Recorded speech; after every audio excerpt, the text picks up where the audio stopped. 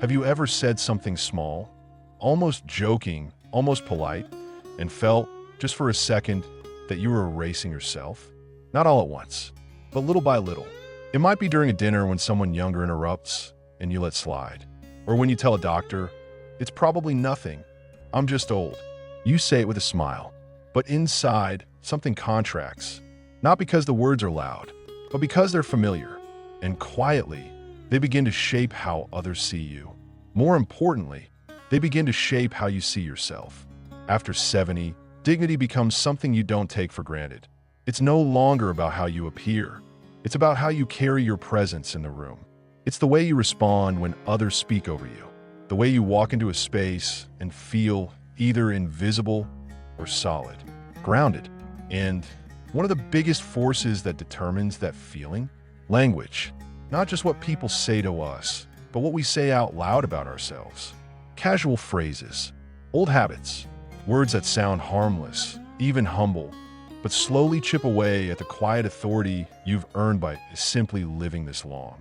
And it happens more often than we realize. We try to be modest. We try not to make waves. We try to sound realistic. But somewhere in that politeness, we end up apologizing for still being here, still speaking, still wanting, dreaming, changing. And that's where this conversation begins. Today, we're going to walk through 6 phrases you should stop saying after 70. Not because they're offensive, not because they're dramatic, but because they quietly erode your dignity. Your dignity isn't loud. It doesn't shout. It doesn't demand. But it disappears when you start speaking like your best years are behind you. When you preface every opinion with doubt. When you hand over your authority to youth, convenience, or comfort just to keep the peace. You don't need to perform power. You don't need to prove anything. But you do need to protect the way you speak about yourself. Because words have echoes. And when you repeat a certain phrase enough times, your body starts believing it. Your spine curves differently. Your voice changes. Your energy enters the room smaller. And that's not age. That's conditioning. We're going to gently unlearn 6 phrases that quietly steal from you and replace them with something better. Not something defiant, but something more true. Something that feels like standing up a little straighter without raising your voice. Each of these phrases might sound familiar. You may have said them today. That's okay. This isn't about shame. It's about awareness. And once we see the language that limits us, we can begin to shift it. First, we'll look at one of the most common traps of modesty. It's a phrase you've probably heard 100 times and maybe said just as often. It sounds like humility, but it often becomes a way of making yourself disappear. It rolls off the tongue like a laugh. You forget your keys, lose your place in a story, or hesitate before standing up. And there it is. Well, I'm just an old man, just an old lady, said with a shrug, with a smile, a soft, self-deprecating joke to lighten the moment. But here's what often goes unnoticed. Every time you say it, you're giving yourself permission to be dismissed, not just by others, but by yourself.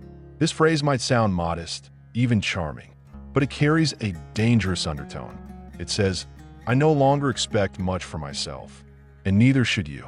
It invites people to lower the bar, to skip over your opinion, to decide, consciously or not, that your time has passed. And when you say it enough, you start believing it too. Not because you've lost capacity, but because you've practiced sounding small. The truth? There's no such thing as just an old anything. After 70, your presence carries history. Your voice carries perspective. Your laugh carries layers.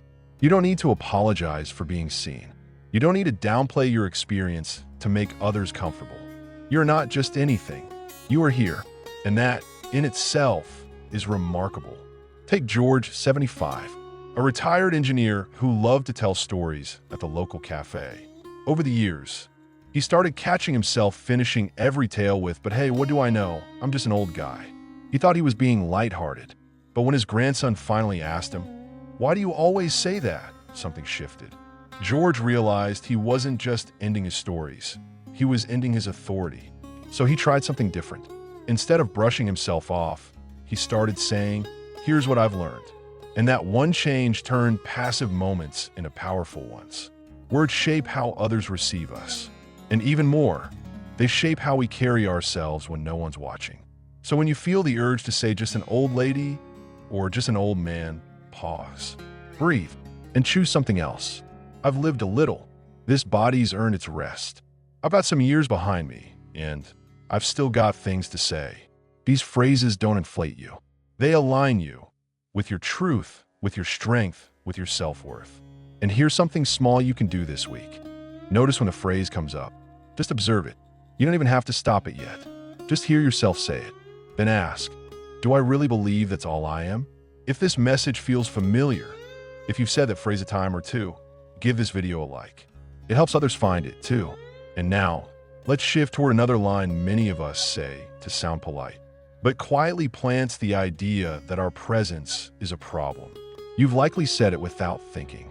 When declining help, when brushing off concern, when trying to make things easier for the people around you. Don't worry about me. I'll be fine. I don't want to be a burden. It sounds considerate, respectful, even noble. But underneath that phrase is a deeper belief that your needs are an inconvenience, that asking for support is too much, that love, care, and attention must only flow one way. And that belief is a quiet thief, because dignity isn't just about independence. It's about being seen, being heard, and being held when you need it, without apology. The moment you start calling yourself a burden, you begin to disqualify yourself from the very care that keeps people connected. And over time, that disconnection becomes a kind of isolation you don't even notice happening. Helen, 78, lived alone after her husband passed. She was always the strong one, the helper, the one who showed up with food, who made the calls, who remembered every birthday. But when her knees began to ache, she stopped going to church. I didn't want to be the one holding everyone back, she said. Didn't want to slow anyone down. So she stayed home. And one by one, people stopped checking in. Not because they didn't care, but because she told them in 100 small ways not to worry, not to come, not to ask. That's the trap. When you present your needs as trouble, people will take your word for it. Not because they don't love you, but because they think they're honoring your wishes. And soon, the world grows quieter. Not out of malice, but out of miscommunication. Let's be clear, needing help doesn't make you weak. It makes you human. We all need help, at every age, and offering others the chance to support you doesn't make you a burden. It makes you part of the living, breathing exchange that keeps relationships real. When you say, I don't want to be a burden, you're often protecting your pride. But what cost? Connection? Comfort? The simple joy of letting someone show up for you? Reframing that instinct can change everything. Instead of apologizing, try appreciation. Thank you for being here. That means a lot. I'm learning how to accept help. These phrases don't diminish you. They dignify the moment. They acknowledge that you matter enough to be cared for. And here's the twist. When you let others support you, you give them something too. Purpose, fulfillment, the feeling that they're useful and needed. Children want to help their aging parents. Friends want to feel like they can show up. It's not a weight, it's a gift. Don't rob them of that. So this week, when you catch yourself saying or thinking, I don't want to be a burden, pause, breathe, ask yourself, is this humility or fear? And what might change if I trusted that I'm worth the space I take up? By the way, if you've ever struggled with this, if receiving kindness has felt uncomfortable, let us know in the comments. You're not alone, and your story might be the one someone else needs to read today. Let's keep going. There's another phrase we often use to excuse ourselves from growth. It's one that sounds harmless, but builds a wall around what we think we're capable of.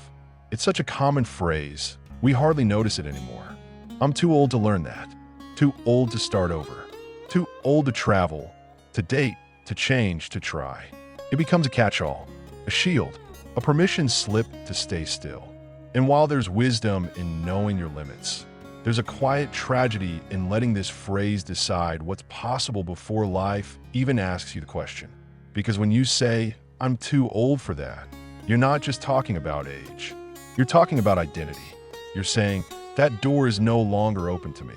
And the more often you say it, the more doors begin to close. Not from the outside, but from within. Bill, 72, used to say it all the time. I'm too old for the internet, he'd joke. Too old for new friends.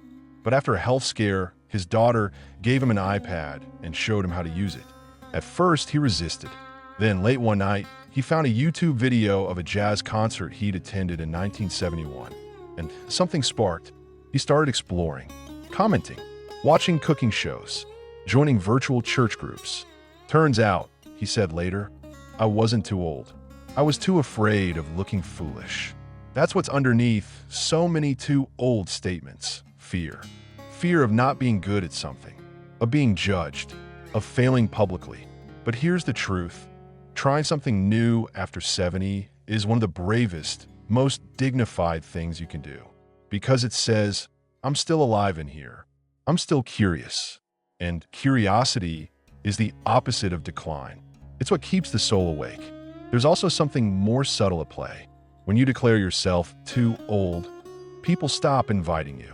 They stop offering you new experiences, not because they want to exclude you, but because they believe you've opted out. And once that happens, you lose more than activity. You lose connection, growth, surprise. And isn't surprise one of the great joys of being alive? Let's be honest, some things will get harder with age. Your knees might protest a hike. Your memory might falter. But there's a difference between adjusting and avoiding, between acknowledging change and surrendering to limitation before it's necessary. When you say, I'm too old for that, check yourself. Are you protecting your energy or your ego? Are you honoring your pace or silencing your spark? Try this instead. I've never done that before, but I'm open. Or, that's new for me. Let me think about it. Or even just, why not? These simple shifts reintroduce possibility into your vocabulary. They give you a way forward without pressure or pretense. And if you've ever felt boxed in by that phrase, if you've watched opportunities pass because you thought it was too late, leave a comment. Tell us what you'd try if age weren't a factor. You might be surprised who reads it and says, me too. Before we move on, here's a quick reminder. If this video has sparked something in you so far, give it a thumbs up. It helps more people in our generation find this kind of conversation, and that matters. Let's continue. There's another phrase that sounds helpful, even generous, but it can quietly erase your desires before they're ever expressed. At first glance, it sounds thoughtful, flexible, easygoing. You're at a restaurant and don't want to make a fuss, planning a holiday and want to keep the peace, talking with family about how to spend a weekend or what to watch on TV. So you say it again, whatever you want is fine. It seems like a simple act of kindness, but when said too often, especially after 70, it becomes something else, a slow erasure of your own preferences. You may think you're being gracious, letting others lead, not taking up space. But every time you default to someone else's choice, especially when you actually have a preference, you send a message. My wants no longer matter. And here's the risk. It starts to become true, not because you feel it, but because others begin to believe it. They stop asking, stop checking, stop making room for your voice. Sylvia, 79, realized it one Thanksgiving. Her family asked what dish she wanted to bring. Oh, whatever you all need is fine, she answered as usual.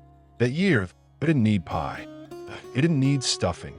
So she showed up with a side of rolls and sat silently while others passed around their signature dishes. She felt invisible, not because they didn't love her, but because she had slowly taught them not to expect her to take up space. This isn't about being demanding. It's about being present. Offering your opinion doesn't make you pushy, it makes you real. And there's dignity in being someone who still has a say, who still has taste, who still shapes the room just by being honest. When you say whatever you want, it may come from fatigue, from years of decision-making, from a desire to avoid conflict. But when it becomes a habit, it leads to a deeper kind of silence. And over time, that silence becomes distance. You stop participating. You start drifting. You become a guest in your own life. Try saying something different, even if it's small. Actually, I'd love something warm tonight. I'm in the mood for salmon. Can we go somewhere quieter this time? These are not demands, they're invitations. They say, I'm still here. I still have rhythm, flavor, color. And that's a powerful thing. Think of it this way. For decades, you've probably centered everyone else. Children, partners, work, Now is the time to come back to your own preferences, not with force, but with clarity. Let your voice return to the table. And here's your gentle challenge for the week. Notice how often you say whatever you want. Then try replacing it once. Just once. See what happens. You might be surprised how quickly people adapt and how good it feels to be considered again. Have you ever struggled with this one? Write it in the comments. What's something simple you want, but rarely say out loud? We have one last phrase to explore. It's the one that sounds kind, even generous, but it can stop connection before it ever starts. It's time we let it go. It sounds gentle, thoughtful even. You say it when someone offers to visit, when a younger friend invites you to something you're unsure about, when your adult child asks if you need anything. You don't have to go out of your way. Don't worry about me. You don't have to bother with me. It slips out easily, especially when you spend a lifetime putting others first. But here's the hard truth. This phrase might be protecting others from effort, but it's costing you connection, and it's costing them the chance to show love. There's a dignity in being self-reliant, but there's also a quiet kind of strength in allowing people to include you, to care for you, to show up for you, not because they have to, but because they want to. Every time you wave off help, dismiss an invitation, or redirect affection, you might be trying to stay easy, but what you're really doing is making yourself emotionally unavailable. You start to fade into the background, not because no one cares, but because you told them not to. Harold, 80, used to say it all the time. You don't need to drive all the way over, he'd tell his daughter. Don't cancel your plans for me. Eventually, she stopped offering, not out of coldness, but because she thought that's what he wanted. When he ended up in the hospital with a minor injury, she rushed to him, only to hear him say again, "You really didn't need to come." That night, she cried. "Dad," she told him, "I wanted to. I always want to, but you never let me." And that's the moment we all need to understand. Allowing others to care is not weakness. It's intimacy. It's the thread that ties generations together. When you say you don't have to bother, you rob someone of the chance to express love in their way. And you deny yourself the experience of being held, fully, warmly, without condition. Instead of brushing off their efforts, try welcoming them, even just once. Say, "Thank you. That means a lot." Or, "I appreciate that more than you know." Let your presence be something people can respond to, not something they have to tiptoe around. You're not a burden. You're a human being, still deeply worthy of effort, time, and care. And if that's hard for you, if accepting help makes you feel exposed, write about it in the comments. There's no shame in learning how to be loved again. Before we wrap up, let's take a breath and revisit the heart of what we've covered. These are not just phrases. They were patterns. And together, we're learning to release them. First, "I'm just an old lady/man." Second, "I don't want to be a burden." Third, "I'm too old for that." Fourth, "Whatever you want is fine." Fifth, "You don't have to bother with me." Each one seems polite on the surface, but underneath, they slowly wear away at your dignity, your voice, your rightful space in the world. And now, you have the chance to replace them with presence, clarity, and care. If this message spoke to you, hit the like button. It helps more people see it. Share your story in the comments. Which phrase have you caught yourself saying? And how will you speak differently from now on? And don't forget to subscribe. We're building a space where dignity doesn't fade with age, it deepens. Thank you for being with us. See you in the next video.